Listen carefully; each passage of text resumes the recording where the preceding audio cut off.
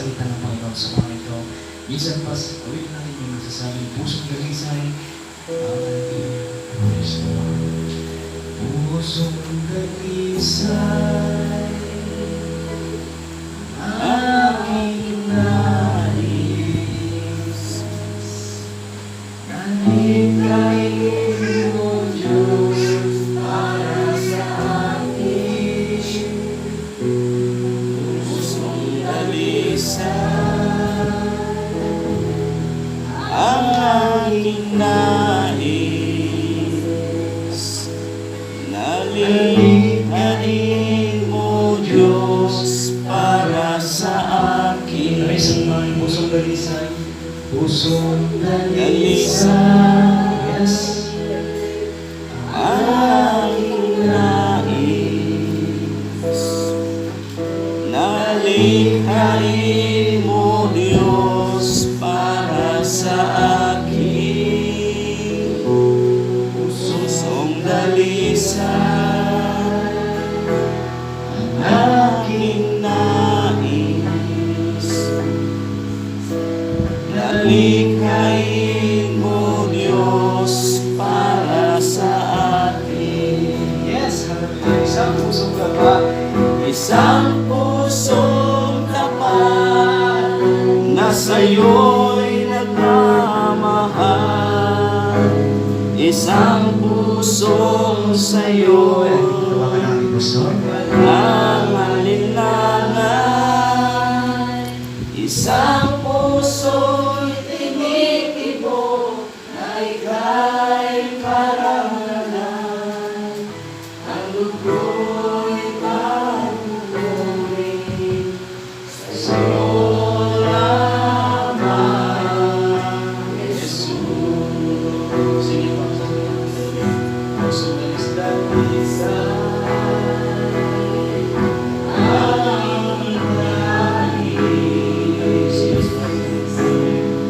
nalikhain mo, Diyos, para sa akin. Pusong dalisay, aking nais, nalikhain mo, Diyos, para sa akin. Isang pusong tapat, na sa'yo'y nagmamahal. Isang pusong sa'yo, walang alinlangan. Isang pusong itinitibok na ika'y parangalan. Ang lugo'y panunurin sa'yo lamang, Jesus. Ang lugo'y panunurin sa'yo lamang, Jesus. Yes, Lord. Hallelujah. Oh, hallelujah. Tanggapin mo, Panginoon, ang aming papuri. Tanggapin mo, dakilang Diyos, ang aming pasasalamat sa umagang ito, Panginoon. Hallelujah, ikaw ay dapat may taas, dapat may Lord, hallelujah, mapapurihan. Hallelujah, sa inyong kabutihan sa bawat isa sa amin. Lord, salamat, Panginoon, sa muling pagkakataon na iyong ipinagkaloob sa bawat isa sa amin. Hallelujah, sa pagkatunay, Panginoon, Lord, pang araw-araw, Lord, ay mahigit 10, Panginoon, ang namamatay. Hallelujah. At ang iba ay, Lord, patuloy na nakikipagbaka sa karamdaman, Panginoon. At Lord, salamat, Panginoon Diyos, sapagkat, Lord, kami ay inyong iningatan, kami ay inyong ginabayan, Panginoon. Hallelujah. Sa buong linggo na sa aming paglalakbay, ay ikaw ang siyang nagbigay ng protection sa bawat isa sa amin. At alam namin, Lord, hallelujah, na hallelujah, sapat ang iyong mga salita ng mga pangako na iyong binitawan para sa amin. Purihin ka dakilang Diyos, Lord, sa iyong kabutihan, sapagkat, Lord, kayo ang tumatakbo sa aming mga pangangailangan. Salamat, Lord, sa pag-provide mo ng aming material na pangangailangan, Panginoon. Salamat, Lord, sa kagalingan, Lord, na isang pinagkaloob sa bawat isa sa amin. Tulungan niyo kami ng Diyos sa umalang ito, sa aming gawain. Patawarin niyo kami, Lord, sa aming mga pagkukulang, sa aming mga pagkakasala, sa aming mga, Lord, hindi pagsampalataya sa aming mga salita. At muli, Panginoon, malindapanin niyo kami sa pamamagitan ng dugo ng aming Panginoon sa Kristo. Kami yung muling dalisayin, Panginoon, at Lord, pakalinisin ulit upang kami ay karapat-dapat at sakdal na humarap sa inyo, Panginoon. Karoon ng fellowship, Lord, sa umagang ito, sa inyong banal na presensya. Ano man ang nakita niyo, Lord, na karumihan sa bawat isa sa amin, sa aming mga pananalita, sa aming mga kaisipan, sa aming puso. Lord, hallelujah. Linisin mo kami, Panginoon. At maging dapatin, Lord, sa mga dito. Pang Lord, ang aming pagsamba sa inyo, maging karapat-dapat, maging karapat-dapat. Sapagkat alam namin, Lord, hallelujah, na yung kinakatagpo ang iyong mga mananamba sa pamamagitan ng Espiritu at ng katotohanan. Hallelujah. Discern every heart, Lord, and know everything that inside of our heart. Wala kami may tatago. Kaya, Lord, bukas ang aming puso, ang aming isipan, at Lord, ikaw ang siyang tumatog sa bawat isa sa amin. Sa umagang ito, Panginoon, dalangin namin muli yung pangunguna o pangunguna paggabay sa bawat isa sa amin, lalo, Lord, sa iyong abang lingkod na yung gagamitin ng isang mga bibigyan ng Diyos. At Lord, ang inyo pong kaisipan ang siyang aming magamit at ikaw ang malayang magpakahayag sa bawat isa sa amin. Lord, muli tago mo sa iyong likuran. Hindi ang aking kakayanan, Panginoon. Hindi ang aking, Lord, sariling katalinuhan. Kundi bagkos ang iyong Espiritu Santo, Lord, na siyang aming kinikilalang head, Panginoon, ang siyang mag-manifest at siyang mangunahan sa bawat isa sa amin, Panginoon, sa mga ito. Take control, Lord, hallelujah, sa apat na kanto ng church na ito, at sirain at Lord, inyong i-demolish, Panginoon, ang namang plano ng kaaway sa aming kalagitnaan. At alam namin, Lord, na kung nasa ng katotohanan, nandun ang kaaway na nag-aabang. Tulungan mo ang bawat isa sa amin ng Diyos. At Lord, pakainin mo kami ng iyong mga salita. Busugin sa pamamagitan, Lord, ng hallelujah, ng iyong mga salita na siyang aming spiritual na pagkain. Ay siyang magre-refresh ulit, magre-renew, Panginoon, sa aming mga kalakasan, sa aming pagpapatuloy. Lord, muli, aming pinagkakatiwalang lahat ng bahagi, Panginoon, ng aming gawain.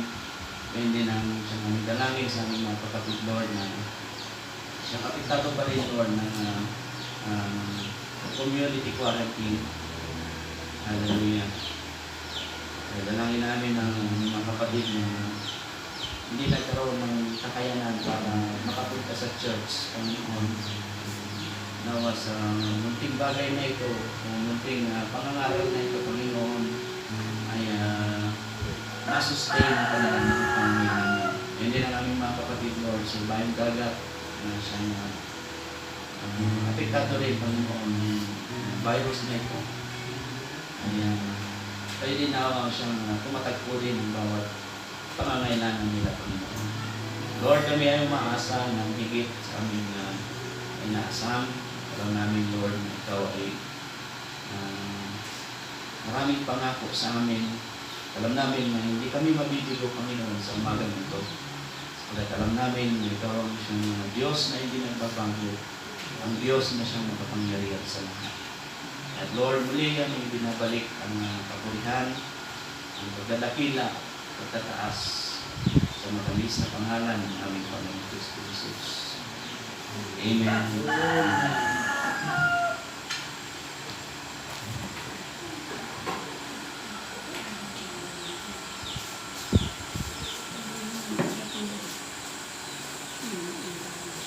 Bago tayo mabong mga kapatid.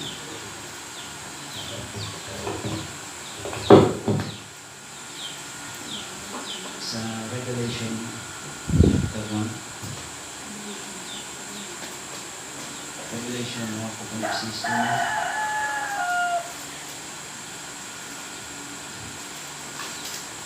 Revelation chapter 1, verse 5 and 6.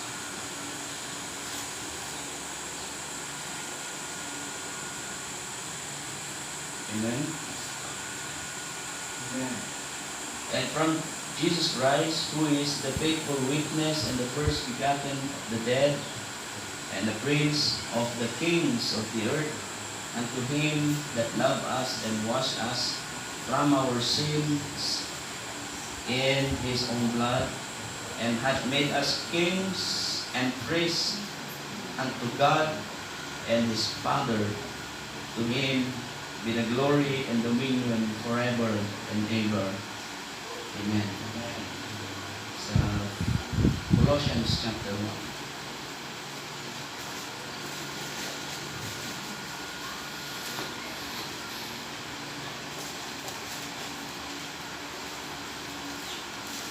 Verse 12.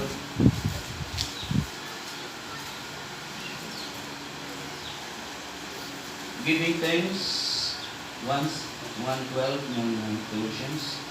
Giving thanks unto the Father, which hath made us meet to be partakers of the inheritance of the saints in the light, who hath delivered us from the power of darkness, and hath translated us into the kingdom of his dear Son, in whom we have redemption through his blood, even the forgiveness of sins. Who is the image of the invisible God, the firstborn of every creature?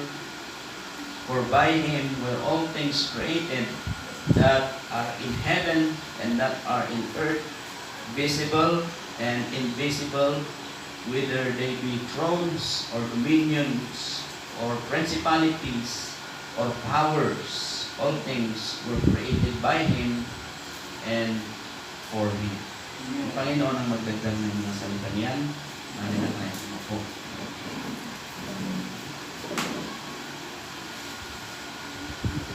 Okay, so it's good to be in the house of the Lord. Amen. At ito ay karagdagan ulit, mga kapatid. Karugtong nito yung ating series ng The Invisible Union of the Bride of Christ. Nung nakaraan ay headship, ngayon naman authority and dominion. Amen. Amen. Hallelujah.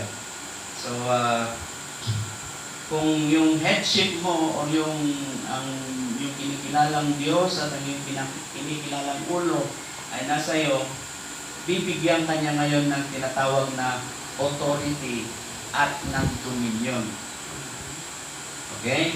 So, hindi lang basta tayo tumanggap sa Diyos at naligtas at masabing Kristiyano, mga kapatid, mayroong ibinigay na kalakip yan na tinatawag na kapangyarihan. So, hindi pala basta-basta pastor ang maging iglesia ng Diyos. O hindi pala ang gayang ngay kaskas din, hindi ako nang at pamatikin ni Apo Diyos. Okay? So, makita natin at napag-aralan din natin na kapag ang Diyos ay siya nag-rule sa ating buhay, napag-alam natin na ang nakaraan ay through physical and sa physical nating sarili ay kailangan siyang mag-reign o mag-rule sa atin. Kailangan natin mamatay sa ating sariling kalooban at Hayaan ng Diyos na siyang mag-operate sa atin. At sa pamamagitan ng kanyang mga guidelines, ang kanyang salita, yung mechanics, at sa confirmation ng tinatawag na dynamics o yung Holy Spirit na nasa atin, ay binigyan tayo ng tinatawag na dominion and authority. Okay.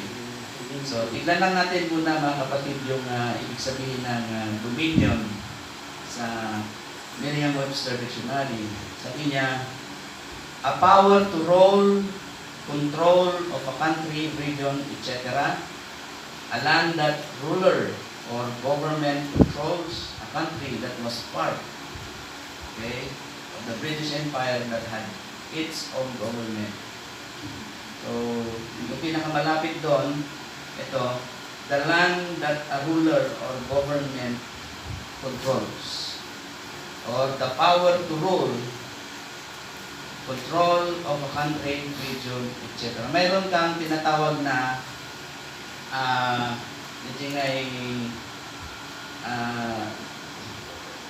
kapamahalaan, mga kapatid. Ito, tinutukoy niya dito is by region or geographical.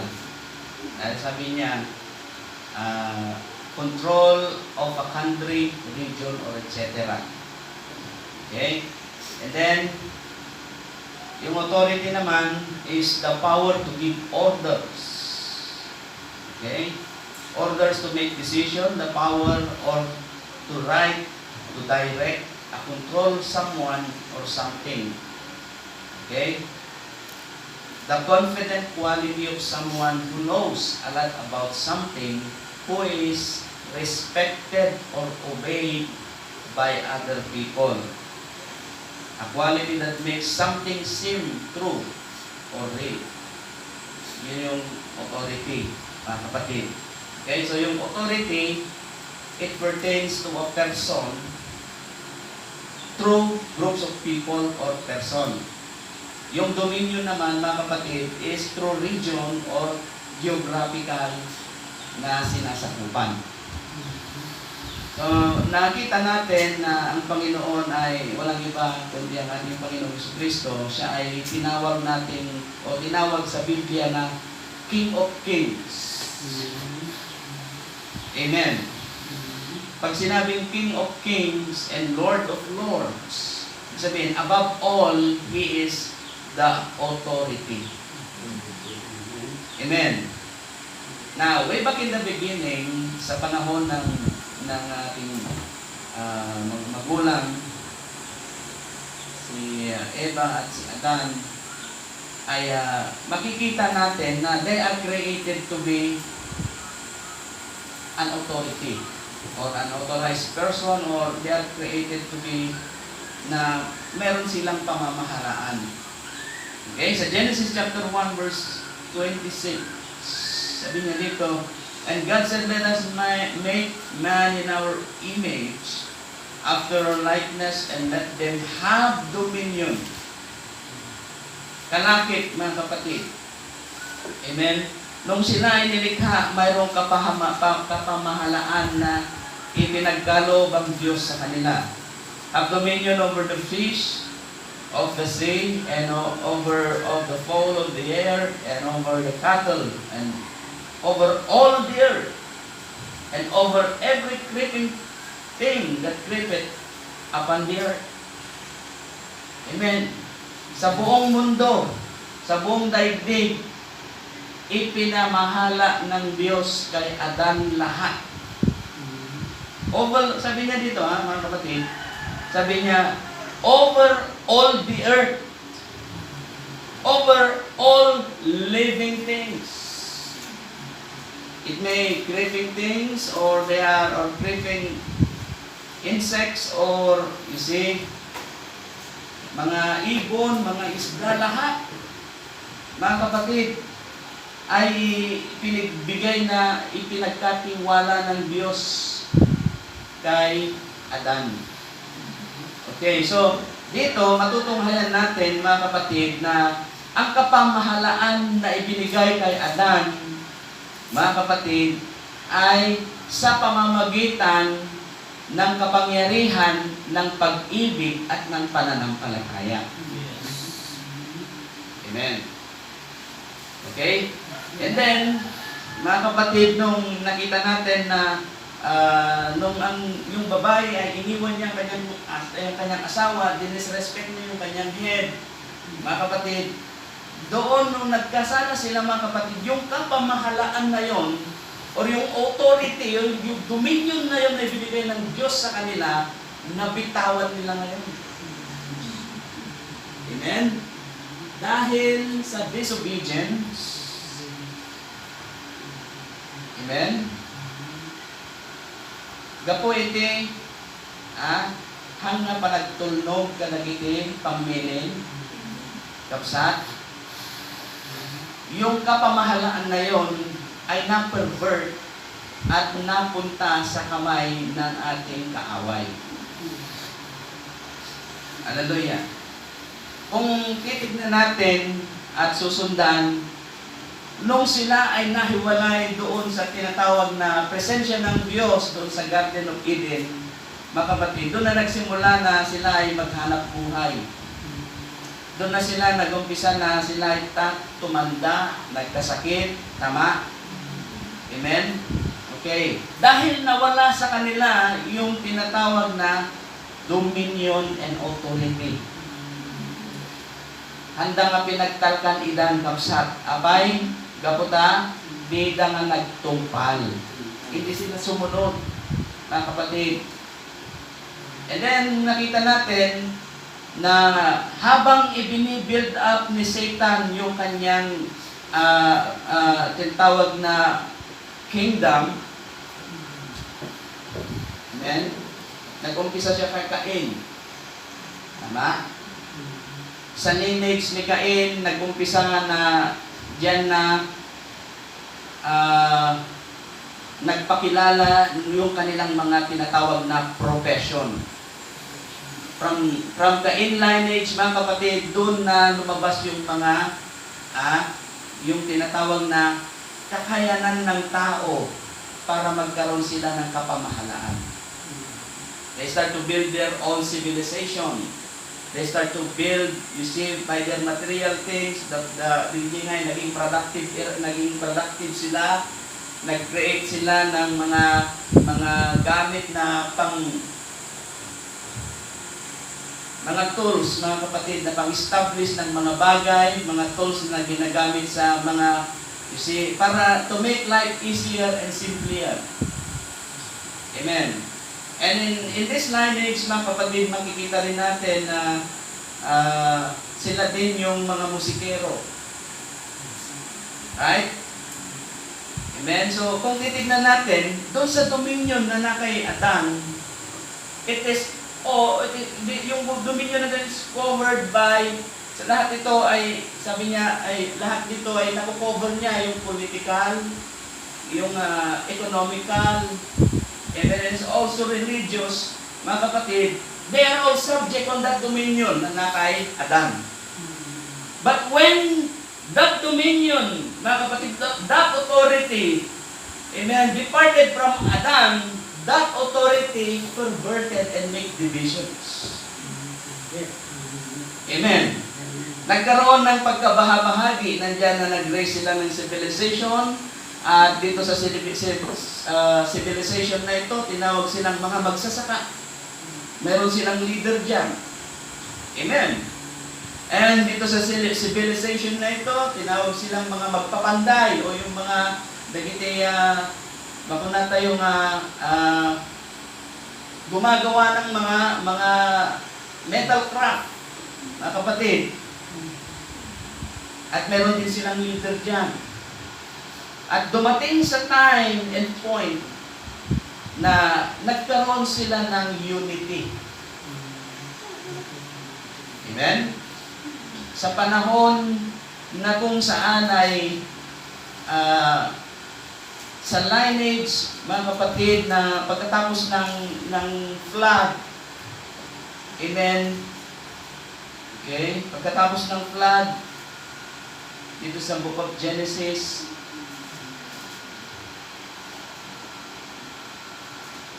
okay?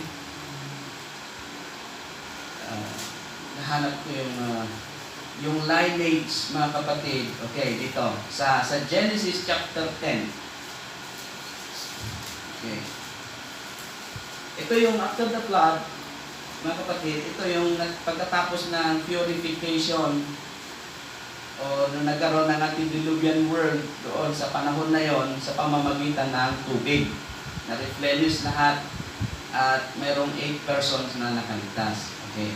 Sa Genesis chapter 10, ito nga ang salit-saling lahi ng mga anak ni Noe.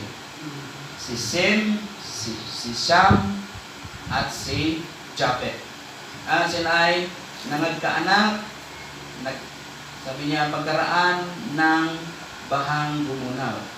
At ang mga anak ni Japhet, ito na, si Gomer, at si Magog, at si Madai, at si Javan, at si Tibol, at si Meshek, at si Tiras, at ang mga anak ni Gomer ay si Escanas, at si Refat, at si Toborma, at ang mga anak ni Haban, si Elisa, at si Tarsis, at si Sitim, at si Dodanim. At sabi niya sa verse 5, sa mga ito nangabahagi ang mga pulo at ang mga bansa at ang kanilang mga lupain na bawat isa ay ayon sa kani-kaniyang wika, ayon sa kanya-kanyang angkan, sa kani-kanilang bansa. Okay?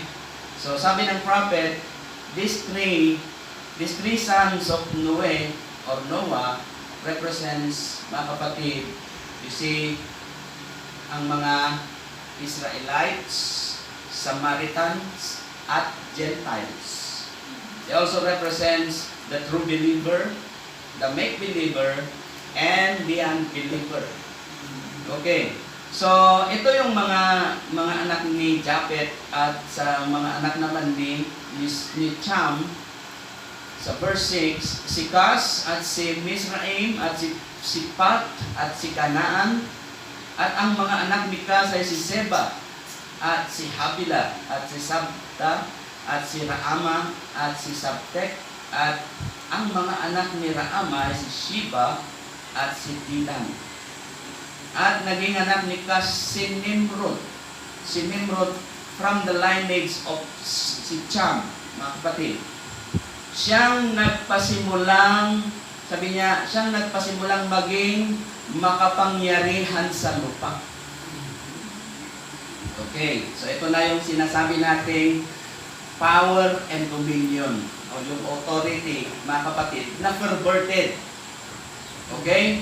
At siya ay makapangyarihang mga ngaso sa harap ng Panginoon, kaya karaniwang sabihin, gaya ni Nimrod, na makapangyarihang mga ngaso sa harap ng Panginoon at ang pinagsimulan ng kanyang kaharian ay ang Babel at ang Erek at ang Akkad at ang Kalne sa lupain ng Sinar.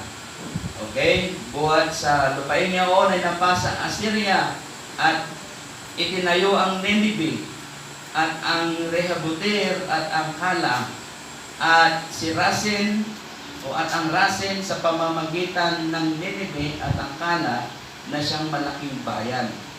Establish cities, countries. Amen? At dito, mga kapatid, yung tinatawag na Babel o yung Babylonian Tower, mga kapatid, na sinabi ng prophet is the Tower of Confusion. Okay? So si Nimrod ay makapangyarihan o tinatawag na makapangyarihang mga ngaso. Inipon niya ang mga tao. Amen? Tingnan niyo mabuti. Si Nimrod, mga kapatid, with their own dialect, nagkaroon sila ng tinatawag na unification at nagtayo sila ng tinatawag na great city. Okay, dakilang siyudad na tinawag nilang Babel or Babylon. At ang buong lupa sa chapter 11, Sabi niya, at ang buong lupa ay iisa, ang wika at iisa ang salita, at mangyari na ang kanilang paglalakbay sa silanganan ay nakasumpong sila ng isang kapatagan sa lupain ng Sinar, at sila ay nanahan doon at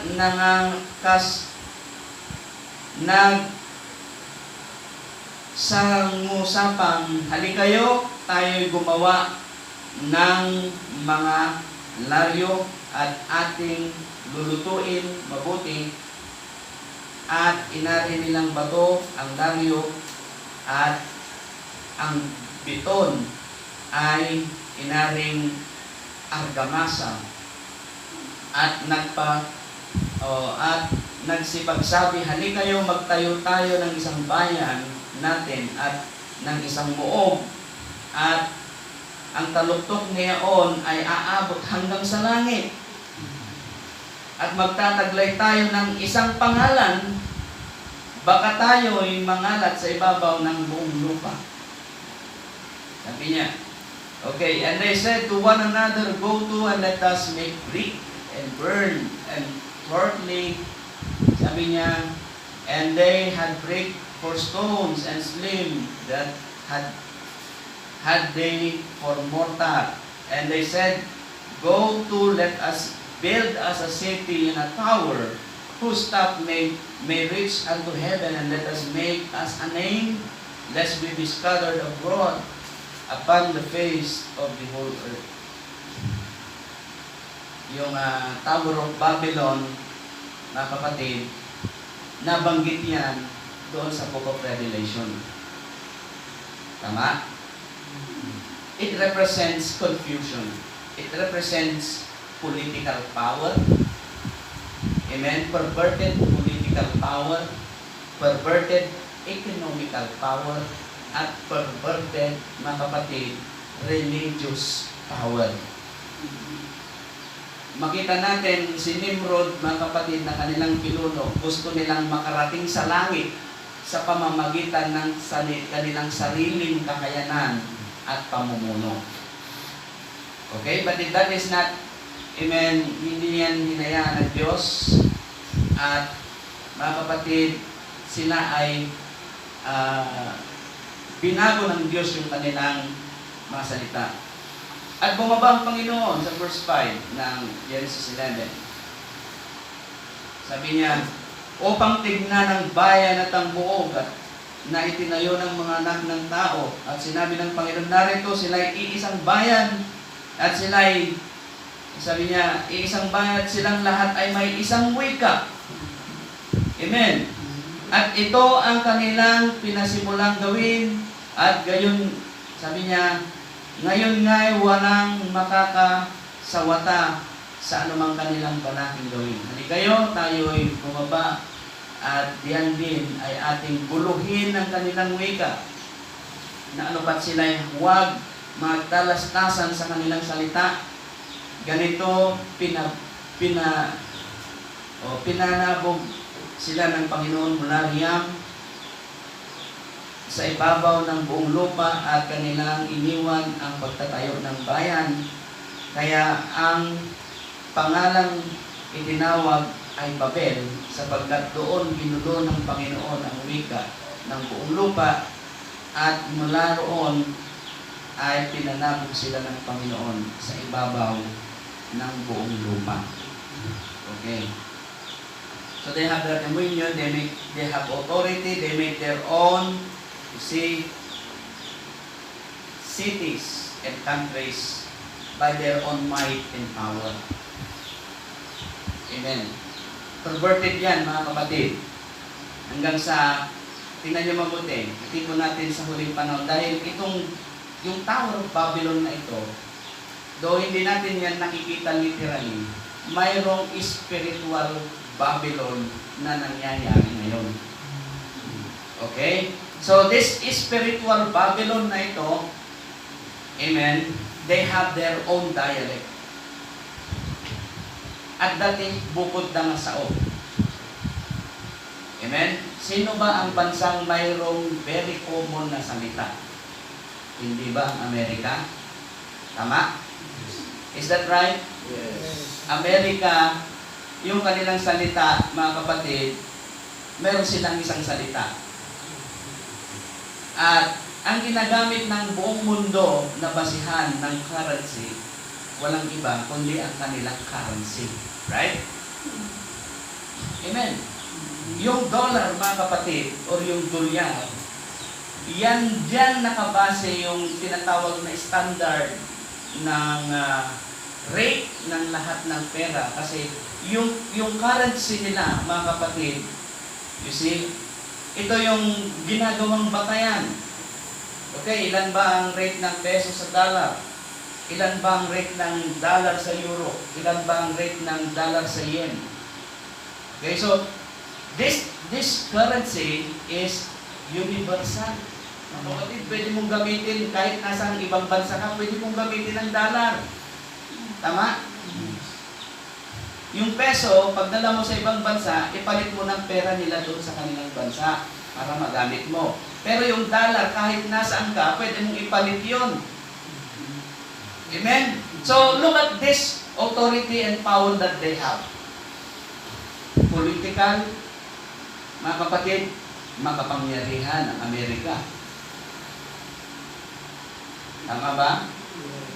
Yes, they're the one who are selling nuclear warfare. They are one selling nuclear o yung mga tinatawag na mga matataas na kalibre ng baril. Silang nagbibenta. Kapatid. They are number one, mga kapatid, in terms of ngay panggubat nga alikaman. Meron silang mga jet planes, warships, mga tanks, and also nuclear bombs. Mga kapatid. So, political and economical, mga kapatid, mayroong sinasabi ito. Ito ang tinatawag na spiritual Babylon. Then, one thing, ito yung hinihintay natin, mga kapatid, amen, na sila yung mag-implement, which is yung hinihintay natin, yung religious power, magmumula yan sa Amerika. Amen? At ang Roma, mga kapatid, o yung Rome, sila yung tinatawag na established na church at pinakamatagal na church, mga kapatid, na kilala ng mga tao. At makapangyarihan itong Roma na ito dahil silang may hawak ng tinatawag na religious authority. Okay? Makita nyo? Religious power nasa Roma. Economic and political power nasa Amerika. There will be a time na pag nag-unite yan, mga kapatid, political, economical, and religious. Mga kapatid, hindi lang yan ang mag-unite, pati buong mundo mag-unite. Yan yung hinihintay natin. At based doon sa mga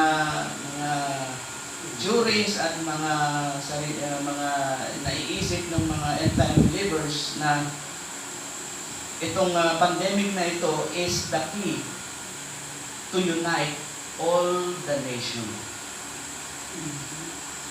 Kita nyo, amin, paralisado. Is that right? Yes. Paralyzed lahat. Amin, lahat. Productivity, trabaho, wala. Okay? Kaya tingnan natin na itong perverted authority na ito, perverted dominion na ito, ang siya ngayong naghahari dito sa ibabaw ng lupa.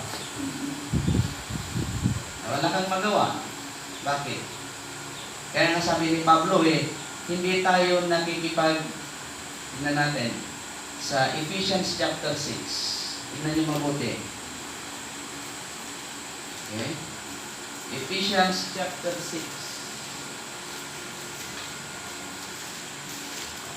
sa 6 verse 12 ng Ephesians.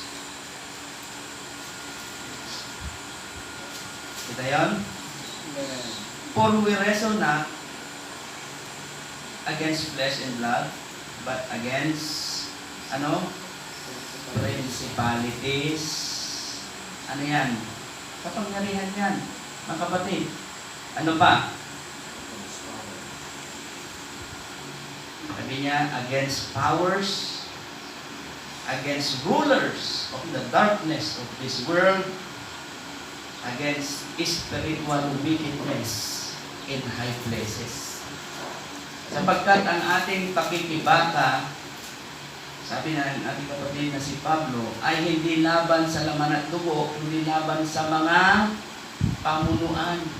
Maraming nagpapatayan dyan, mga kapatid. Diba? Yes. Magkakapatid, pag pinasok politika, nagpapatayan. Bakit? Because of the power behind. See? At ito ay temptation nito, mga kapatid. Amen. Dahil kapag ikaw ay mayroong kapangyarihan, dahil sa tinatawag na envy or yung jengay apal, okay, magagawa mong saktan o patayin yung kung sino man ang nandyan para mapalitan. So pinag-aawayan yan, mga kapatid. Amen? Perverted power and dominion na siyang nagre-reign ngayon sa ating panahon. Okay. So, sabi niya, pamunuan, laban sa mga kapangyarihan, laban sa mga namamahala ng kadiliman ito sa sanlibutan, laban sa mga ukol sa espiritu, at sabi niya, espiritu ng kasamaan sa mga dakong kaitaasan. Saan ba yung dakong kaitaasan, mga kapatid? Kung ikaw ay pinamumunuan ng hari sa isang bayan o isang bansa, ang pinakamataas doon ay yung hari. Amen.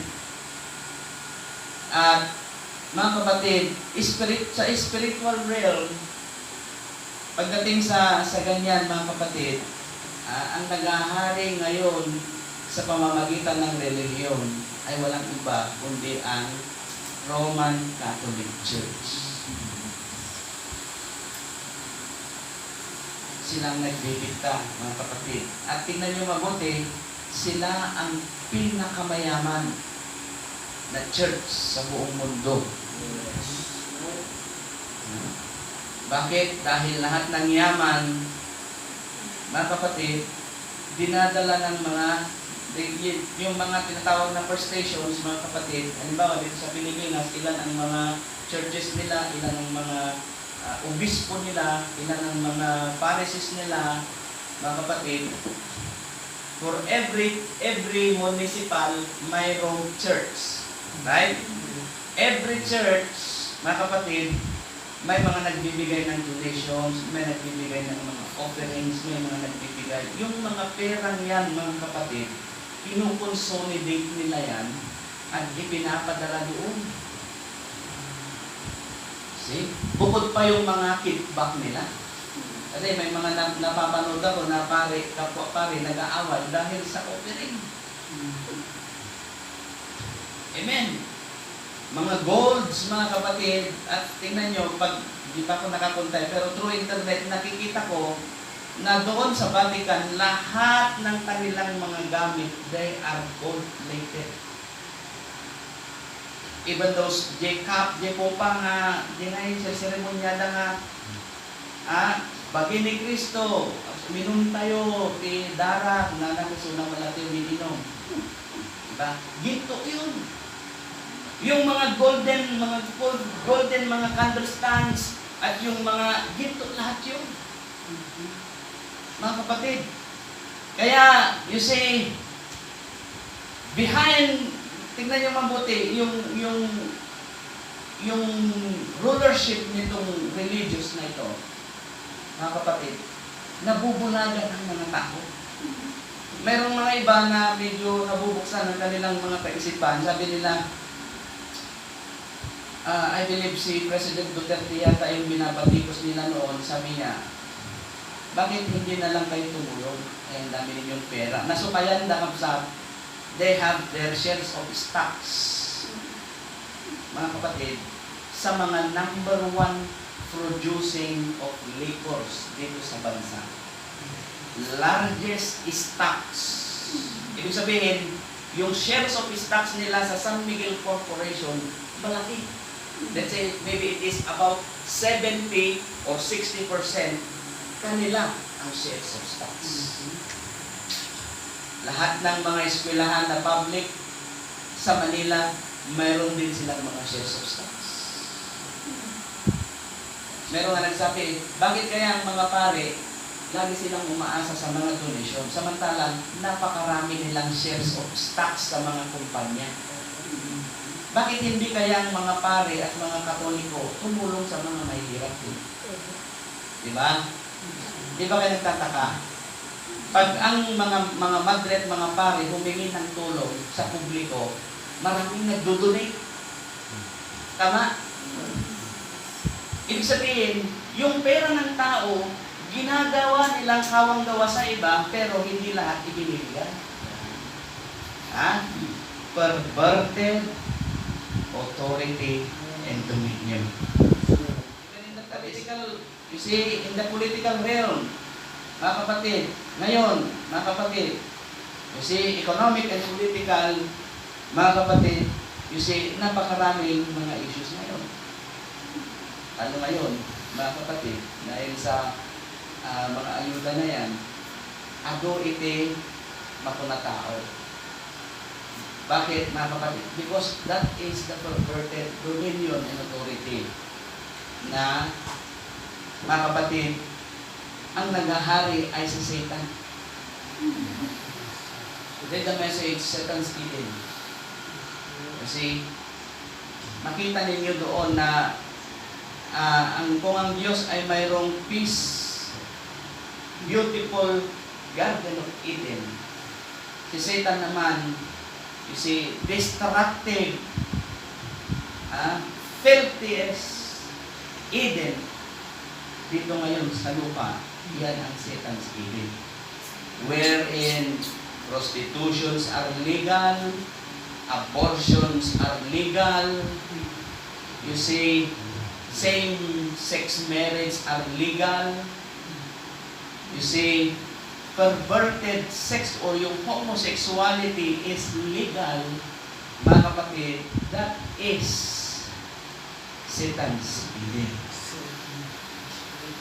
Kaya, mga kapatid, hallelujah, kapag ka ikaw ay hindi pa tumanggap sa Panginoon, ang nagro-rule over sa'yo, ang may dominion at authority sa'yo, ang diablo. Both, mga kapatid, you see, parehas, mga kapatid, economical, political, and also religious, na perverted ang siyang nagro-roll over sa iyo pag nandito ka sa sanlibutan ito. Kaya nga sabi ng Book of Revelation, sabi niya, come out of her, my people. Amen. Hallelujah, lumabas kayo sa Kanya. Bayan ko. Okay, tingnan natin. Sa Book of Revelation, mga kapatid.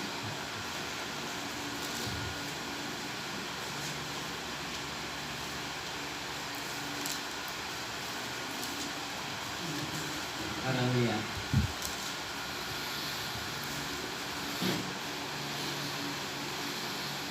Sa Revelation 18, Apocalypse 18.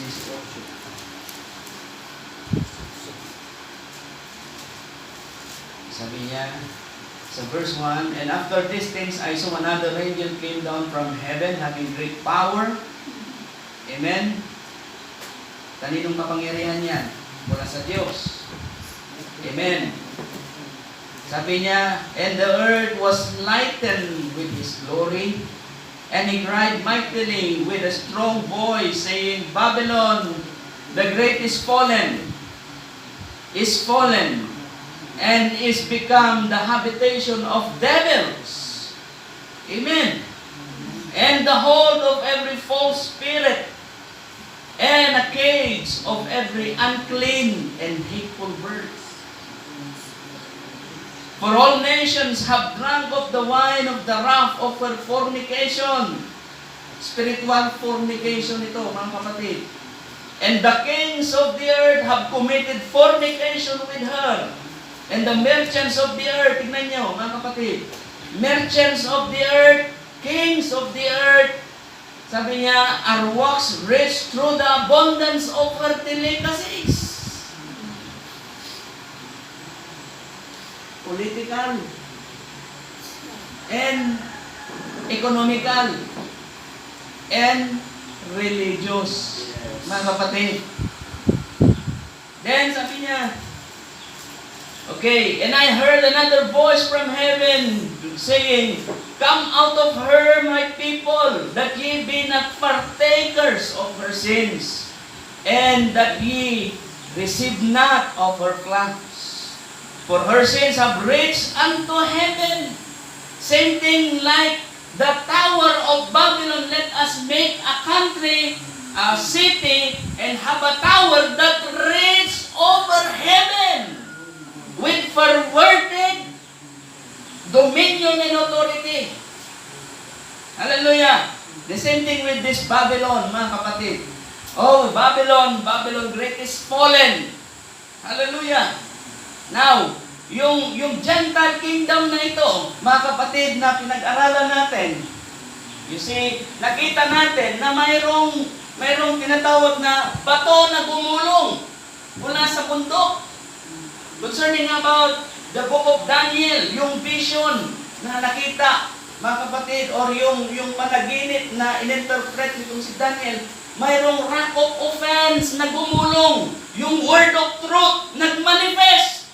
Amen. At sinaling ang lahat ng mga kamalian, mga maling turo, mga maling gawi, mga maling ugali, mga maling mga bagay na ginagawa. Mga kapatid, ng Babylon na ito na siyang nangyayari ngayon, sinaway ng maliit na corner rockstone na yan na gumulong at sumira sa Gentile kingdom na yan. Amen. Hallelujah. And mga kapatid, that stone became a great and high mountain, hallelujah, which is the kingdom of God in the book of Revelation, and the kingdom was reigned by the Lamb with his bride. They are the light of the kingdom, amen, and they have their power and authority and dominion and all over the earth. Hallelujah. Sa pamamagitan nino, by our Lord Jesus Christ. Amen. Imagine kung wala ka sa ating Panginoon. Ha? Minamanipulate ngayon ng economic. Kung wala ka sa Panginoon, naalala nyo? Sabi ko kanina, kung nagtatay, you say, yung dominion na binigay ng Diyos, mga kapatid, sakop niyan ang economical, political, at religious. Overall. Okay? So, ibig sabihin, yung, mga kapatid, kung ikaw ay nasa ating Panginoon, you are under God's economy. In neither what way or what it is, you are under God's economy. At sample yan, yung testimony ni Brother Andrew, mga kapatid. Amen? Tinulot ng Diyos na magipit, walang-wala. Pero, you see, sa kapamaraanan ng ating Panginoon, nakapindot ni Sister Celia T. Kwarta. Pabutan na pa itong nagastuwad ka na nakukuha. Amen? Pero yan ang kapamaraanan ng Diyos para mag-provide ng iyong pangangailangan. Sabi ng Panginoon, Panginoon, wala ba kayong pera dyan? O bakit sinisingil tayo ng buwis? Puntahan niyo yung isda sa ilog. May pera sa bibig niya, kunin niyo, ibayad niyo sa buwis. That is economic, o yan yung ekonomiya ng Diyos. If you are under God's economy, hindi ka kailanman pagkukulangin ng Diyos. Hallelujah! And that is the authority and dominion that God gave unto His people. Hallelujah! Walang kahit anong kagutuman man, sabi nga ng ating kapatid na si Pablo, no one can separate us from the love of God. Anyway, that authority and dominion is love of God. Iti pagarian ti Diyos kabsat, torturayan iti ayat, the love that even your enemy you can love. See, kita nyo, yung kabaliktaran ngayon. Tingnan nyo ha, political. Okay. Kapag ka hindi ka kapartido, pag hindi ka kapartido, wala kang benepisyo sa gobyerno. Tama? Yes. Yes. Now, spiritual, mga kapatid, kung ikaw ay, mga kapatid, tumanggap sa Diyos, actually kahit hindi ka tumanggap sa Diyos pa mga kapatid, beneficiary ka ng pag-ibig ng Diyos.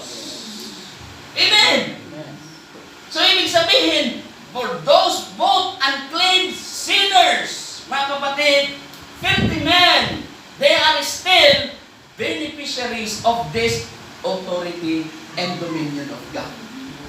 By God's grace and mercy, mga kapatid, you see, this is the whole dominion of God. And out of this dominion, ng tao nag-create ng division.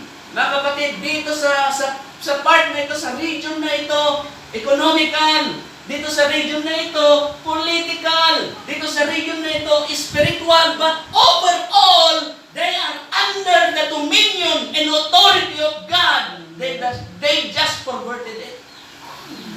Amen. Binaliktad lang.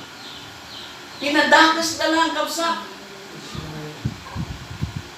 So, tingnan nyo mga kapatid, ang Diyos may kakayanan.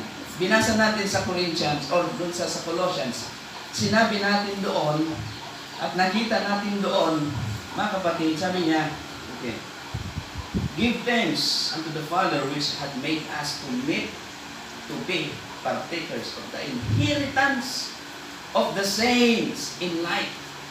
Amen. Nagpapasalamat sa Ama sa verse 12 ng Colossians sa first chapter. Sabi niya, nagpapasalamat sa Ama na napaging dapat sa atin upang makabahagi sa mana ng mga banal sa kaliwanagan. Ano ba? Na siyang nagligtas sa atin sa kapangyarihan ng kadiliman at naglipat sa atin sa kaharian ng anak na kanyang pag-ibig. Kita nyo? Ano daw ang nagpapalakad doon sa kaharian? Pag-ibig. Yes. Amen. Ibig sabihin, okay, ibig sabihin, yung dominion na yan, which is yung divine love, siyang mag-rule pag you are baptized with the Holy Spirit. Amen? At kapag yung Holy Spirit na yan, mga kapatid, natanggap mo, you are under the God's economy. Amen? Under God's, amen, authority and dominion.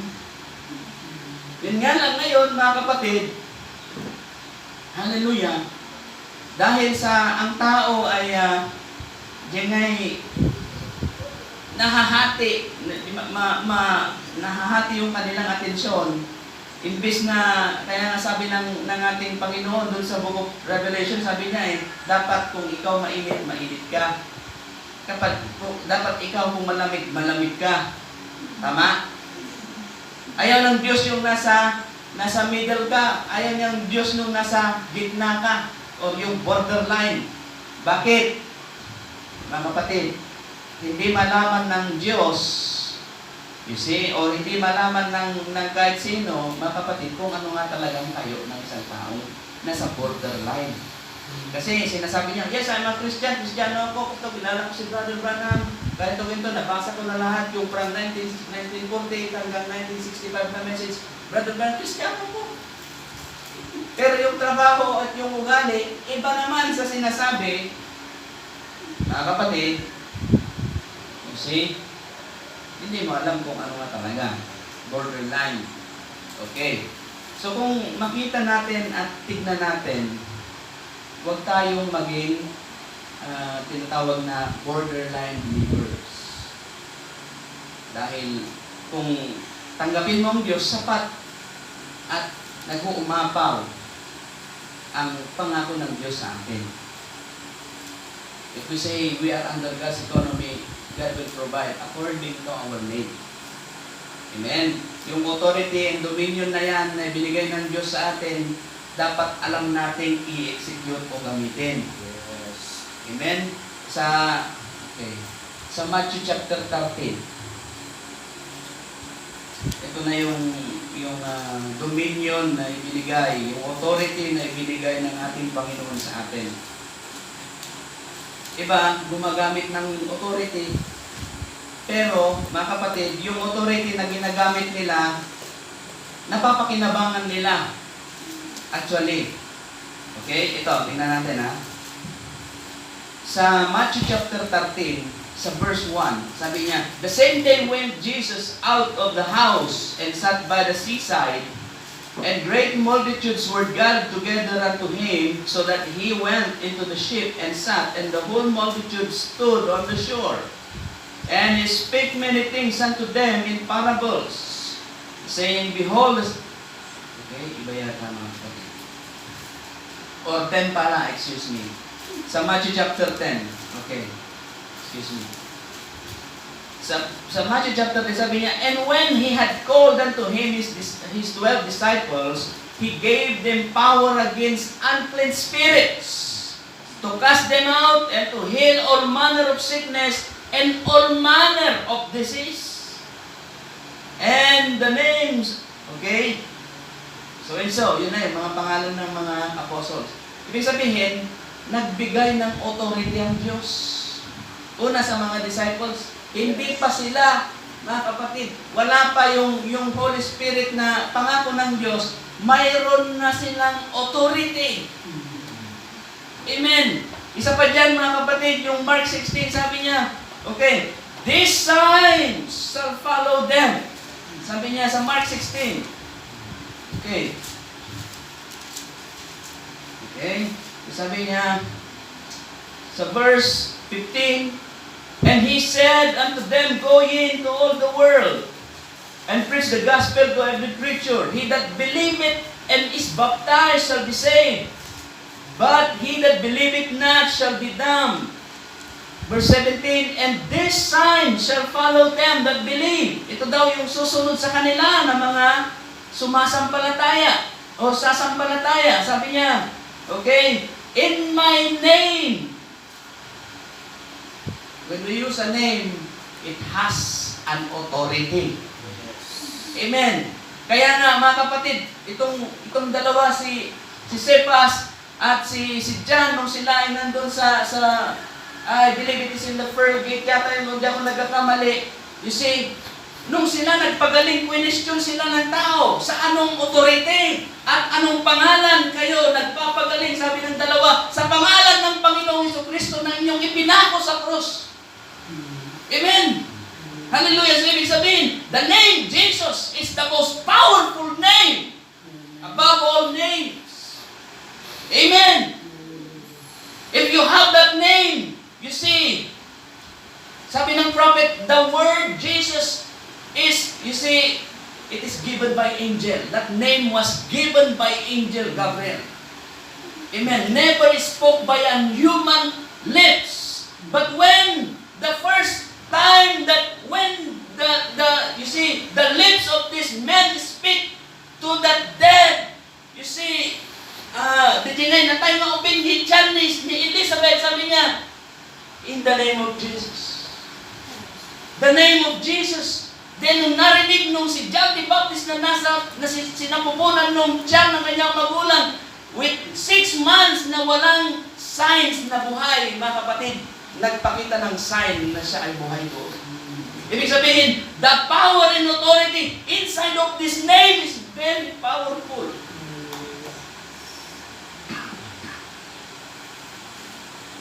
Maraming gumagamit ng authority na yan, mga kapatid. Amen? Ay yung iba, ginagamit nila sa kalokohan. Tama? Yes. Yung iba, ginagamit nila para sa kanilang personal na kapakinabangan. See, napag-aralan natin yung tungkol kay Balaam, mga kapatid, napag-aralan natin na, you see, hindi porkit ginagamit ka dito, maging, you see, abusuhin mo yung authority na ibinigay sa'yo, o yung dominion na ibinigay sa'yo. Maraming nangyayari ngayon, mga kapatid.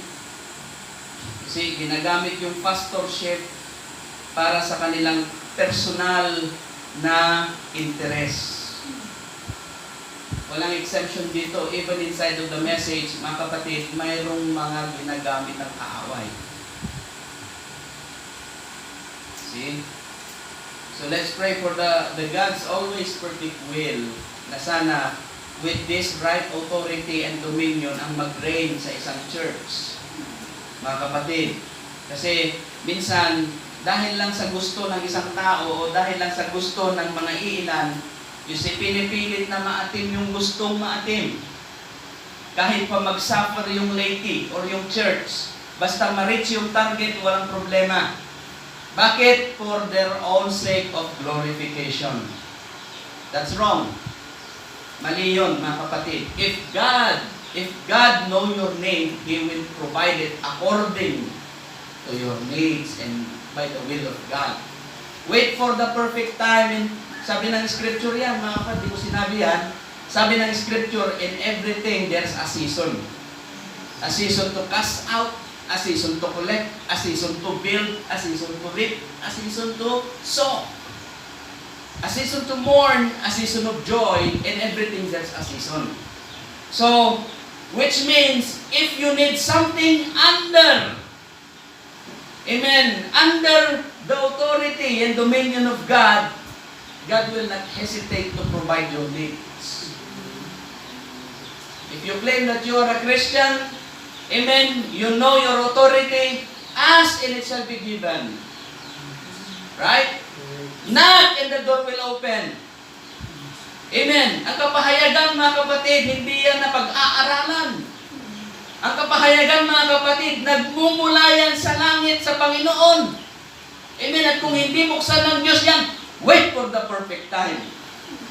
Amen. Hindi kailangan na pag nabautismo ka na ba, kailangan kabisado mo ng 7 seal o yung 7 church ages, yung exposition ng every church. No! Amen. Yung mystery of Godhead and everything. You see, you must wait for the perfect time. Amen. Kung tayo, mga kapatid, ay tumanggap sa Diyos, we are under God's authority and dominion. At kung ano yung kailangan mo, in right motive, mga kapatid, let me clear this thing. Sabi ko, kung anong kailangan mo, ibibigay ng Diyos.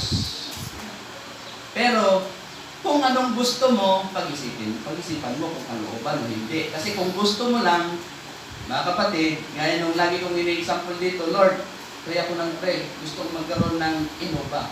O Lord, pray ako ng pray, gusto kong magkaroon ng Fortuner, o ano ba yung top of the line ngayon. You see, iba naman ang motibo mo, sa palagay mo, ibibigay ng Diyos. Hindi, mga kapatid. Okay.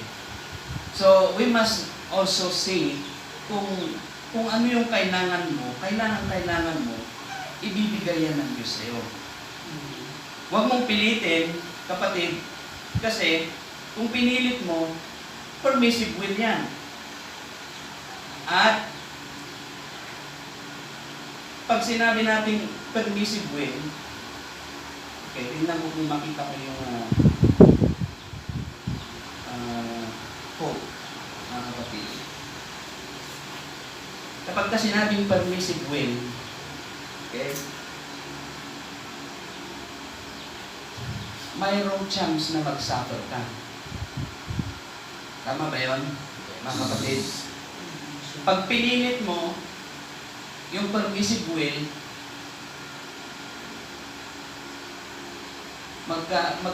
magsasuffer ka.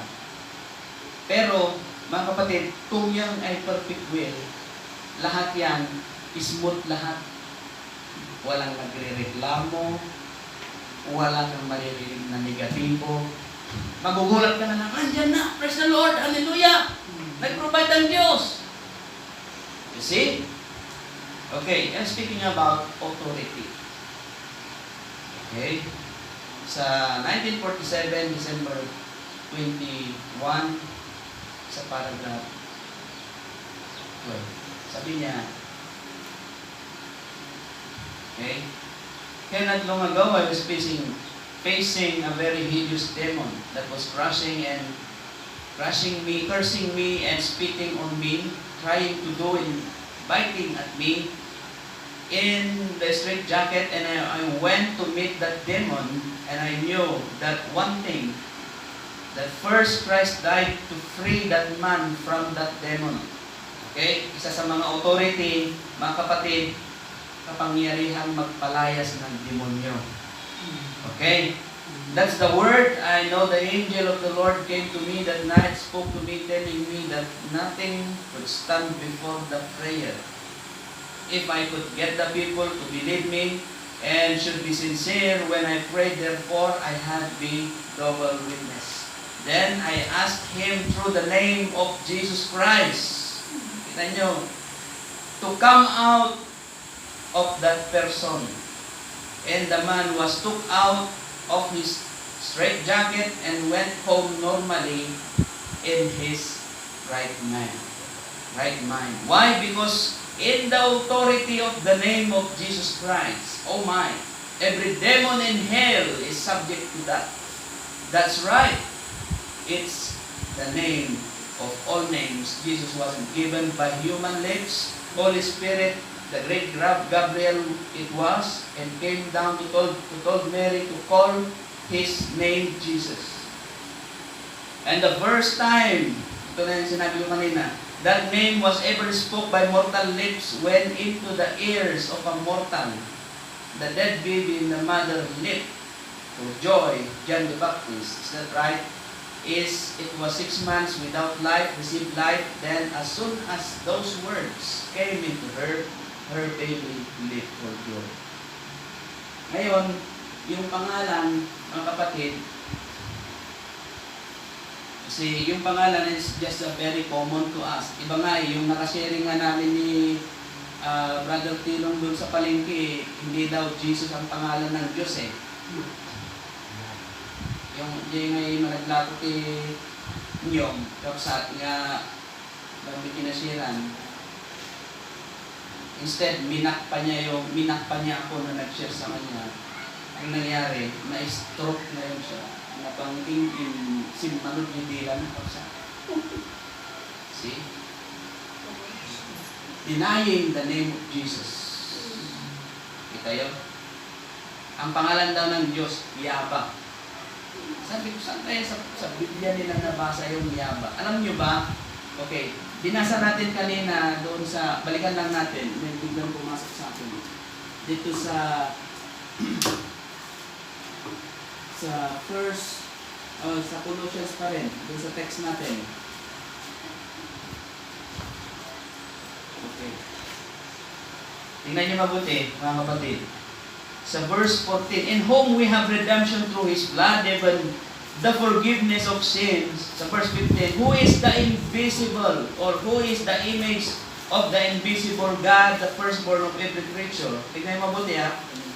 And by Him were all things created, lahat ng bagay that are in heaven and that are in earth, tignan niyo mabuti, visible and invisible.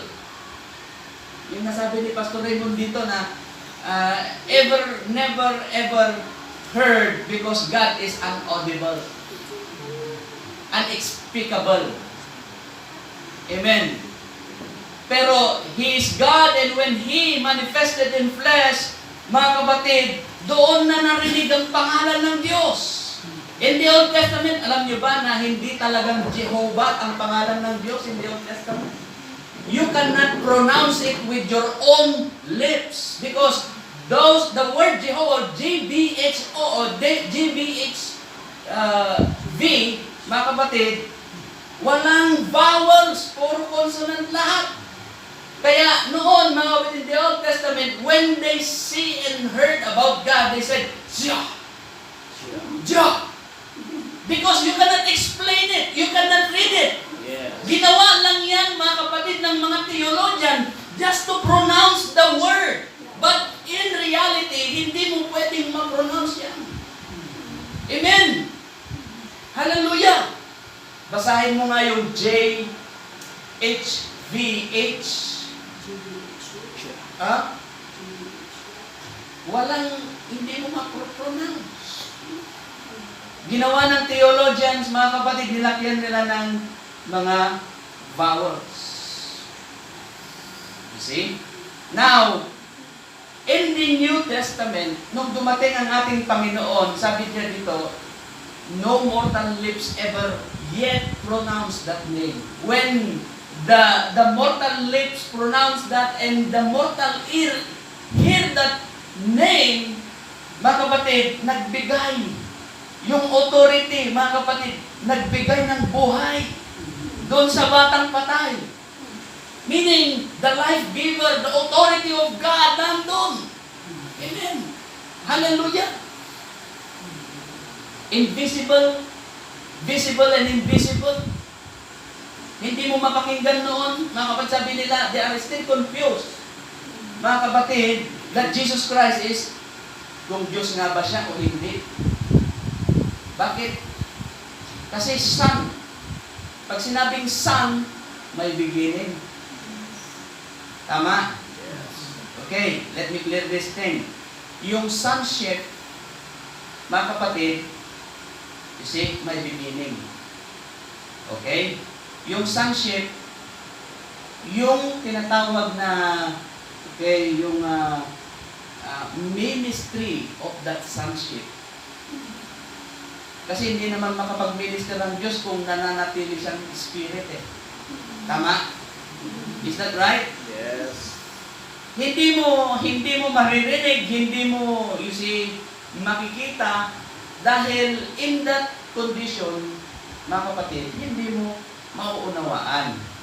Kaya nga, ang Diyos nagkatawang tao, sabi niya nga dito, He is who is the image of the invisible God. Amen. Ibig sabihin, okay, you can read the message, Who is God? Na preaching ni Brother Branham, sabi niya, way back in the beginning, sabi niya, everything is void and no light, full of darkness. And sabi niya, and God, the word Jehovah means self-existing one. He created the Logos. So, mga kapatid, nag-create siya ng sarili niyang theophany body. Amen? Yung theophany body niya, kaya nga sinabi niya dito, okay, for by Him were all things created. By Him, who? Jesus Christ. Amen. That are in heaven and that are in earth, visible and invisible, whether they be thrones, dominions, or principalities, powers, all things were created by Him and for Him. Mga kapatid, bago pa lumabas yung mga political powers at mga everything, mga kapatid, before the beginning, you see, He started to create the sun. He, sabi niya doon, started to putting the stars in a line, which is the first Bible. Alam niyo ba, ang Bible ni Abraham noon, hindi printed, mga kapatid, hindi manuscript, hindi printed way, kundi ang Bible nila noon ay yung stars. You see? And then, sabi niya, he started to create, to separate the earth, the water from the earth, the light to darkness. Sabi niya, he started to create living things. Amen. Gumawa siya ng kingdom, mga kapatid. Gumawa siya ng tinatawag na paradise. Yung kingdom na yon na pinamumunuan ng pag-ibig. Hallelujah, ng pananampalataya. Pero tinulog din ng Diyos na masira yan in order to manifest the offices of God. Amen, hallelujah, as a Savior, as a provider, as a healer, as a banner in everything, mga kapatid. In order for us to realize that God had the authority and dominion all over the things, created things, material things, visible or invisible, God has an authority. So imagine how powerful is a believer are when you receive the Holy Ghost. Amen. When you receive the baptism of the Holy Ghost, the love, the capstone, the divine love will rule over your life. Sabi ng prophet, you must love the unlovable. Ureno karkarurod mo pa'y. Amen. Ureno padaksan na kapay. You must love the unlovable. Amen. Sabi ng prophet, one of his statements, sabi niya, if there is something, sabi niya, I believe it is a prayer life, sabi niya, and I don't feel the presence of the Lord, sabi niya, okay, if I show, and you see, show to that man that I didn't love him, sabi niya, I cannot feel the Holy Spirit. There is something wrong. Amen. Imagine, tingnan nyo kung gaano makapangyarihan ng Diyos. Pati mga makasalanan covered ng kanyang kapangyarihan. Kung gusto niyang kitilin ang buhay ng isang tao, hindi siya wala siyang madali lang sa kanya. Sabi niya nga when Sarah laughed behind the tent, God has a power to kill or to make Sarah kill Sarah in that time. But God, who has rich in mercy, Sarah is a part of Abraham. Amen. And we, Christian believers, are part of Jesus Christ through faith by our father Abraham. Tagapagmana din tayo. May kapangyarihan ka, kapatid. Yung kapangyarihan mo, hindi maintindihan ng iba. Amen. Yung kapangyarihan ko, hindi maintindihan ng iba na hindi sumasampalataya. Amen. Kaya huwag kayong magtaka, mga kapatid, kung minsan magparada ako ng sasakyan dyan, because we have the power and authority that God gives us.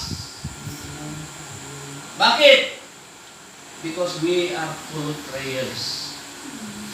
Ha? Salamat sa Diyos dahil we are under God's authority and dominion. Amen? Kada gabi na matutulog kami, panalangin namin, Lord, di na kami nga pagkurangan. Lord, ato kay kung may Pasko nga trabaho. Lord, ato kung magparami. Praise the Lord, He is answering my prayer and continuously, agkatanayin nga mo may nagigitao magparami. Amen! Hallelujah! So nga, you see, we are under God's economy. We are under God's authority and dominion. Amen? Sabi nga, never think of tomorrow. Di yung nga panunutin kung lumigat. Apay, no ambog no, sino na kung ikyong tunubigan ni Kristo ako sa bahay. Hallelujah. Kulang pa ba, mga kapatid, yung demonstration na may pakita sa inyo para sampalatayanan nyo ang mensahe sa huling panahon? Kulang pa ba ang mga salita ng Diyos na sinabi You see, knock and it shall be opened, the door will be open, ask and it shall be given. You see, cast out in my name. Sabi niya, can cast out devils in my name. You shall lay hands on the sick and they shall. Kulang pa bang mga salitang yun, mga kapatid, para patunayan na ang Diyos ang siyang makapangyarihan sa lahat? You see, bakit hirap pa rin tayo sa palakayanan? Amen. Kung alam natin na ang Diyos ay makapangyarihan at ang kapangyarihan na yan, mga kapatid, aglap-lapusanan, awan pag-ibusan na. Okay. Now, if you have the Word, you have the authority. Because the name of God is the Word of God. And the Word, this Word, have the authority to everything. Sabi niya, healing and what sickness is, sa paragraph 18 ng 1950, August 8, sabi niya, now, I figure it upon authority of the Word of God. It is the Spirit which cannot be seen, invisible. Now, here it is. Listen closely now. And if people for a night or two will bear with me, and then the other people come in, you encourage them, see? And the vision, now, watch closely. Now, here's my hand. I'm going to put a transparent band around it. Say like that. Why my hand would begin to come dead, circulation's cut off. Alright, I can use the hand after a while. Okay, I go to the doctor looks and he'll say, now, Brother Branham, the only thing that I know that the nerves in your hand is dead. Well, I'd say, doctor, what killed it? Well, sabi niya, I look. Well, he said, I don't see no reason at all. Why? I look and it just goes up so far and it's dead. I don't know, something had happened there.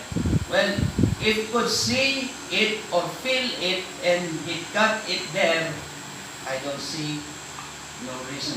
Well, the nerves just don't operate beyond the line.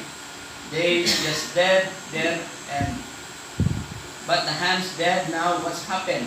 I'm going to take that like an ear of the person or an eye, whether it may be any part of the body, to my thought, amen, of this, and to, I believe the Bible doctrine, Satan's bound that there, sabi niya, Satan's bound that thing there, and there is no circulation. Now, if I take this band off of here, I do not amputate the fingers and so forth, but here's the main, you have, for you can find the cure, you have to find the cause, see, but here's the cause. Then Satan, we know that to remove that, and that hand wouldn't be well right now, it would be different. And the circulation will begin to circulate, then begin to hurt and burn and feel a little different. Sabi niya, begin to, and after a while, a few days, and the hand will be alright. If you give nature, sabi niya, a chance, it will function correctly. Now, disease germs, that's just the power of Satan when it's bound to a person.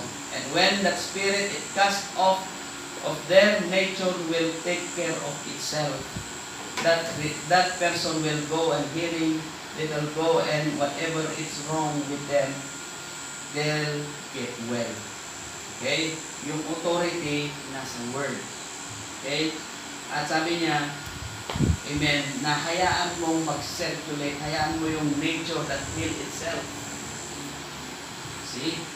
Yung salita ng Diyos, lahat ng bagay ay nalikha. They are all framed, mga kapatid, by the Word of God. Ibig sabihin, lahat ng bagay, mga kapatid, mayroon